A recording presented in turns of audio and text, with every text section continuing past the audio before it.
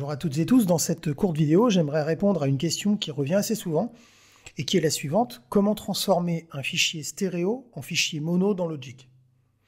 Alors ici, je vais vous montrer une manipulation, enfin celle que j'utilise et que je connais, mais si vous en connaissez une meilleure et qui n'utilise d'ailleurs que Logic et pas d'autres logiciels tiers, n'hésitez pas à partager votre expérience en commentaire sous cette vidéo.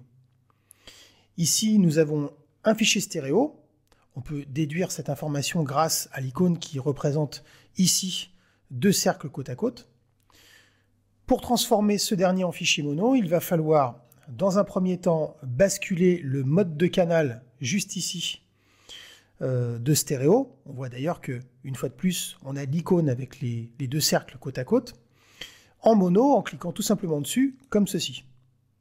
On voit que mon icône avec les deux cercles s'est transformée en icône avec un seul cercle, ce qui signifie que nous sommes dans le mode de canal mono. Ensuite, nous allons modifier notre sortie en cliquant juste ici sur Out Stéréo, puis en sélectionnant une sortie mono. Donc je vais aller ici dans Sortie, puis dans la section mono, et je vais sélectionner par exemple Output 3. Une fois que c'est fait, vérifiez bien que votre tranche soit bien sélectionnée, comme ceci, puis cliquez sur le bouton BNC, BNC pour Bounce.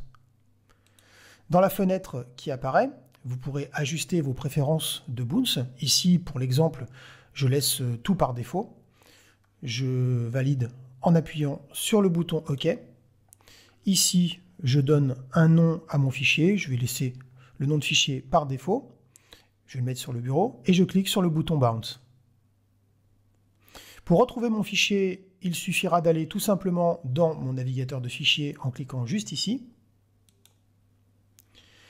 Puis, pour vérifier que mon fichier soit bien un fichier mono, d'ailleurs c'est ce que je voulais à la base, donc ma manipulation avait pour but de transformer mon fichier stéréo en fichier mono, je prends mon fichier juste ici, je le glisse ici,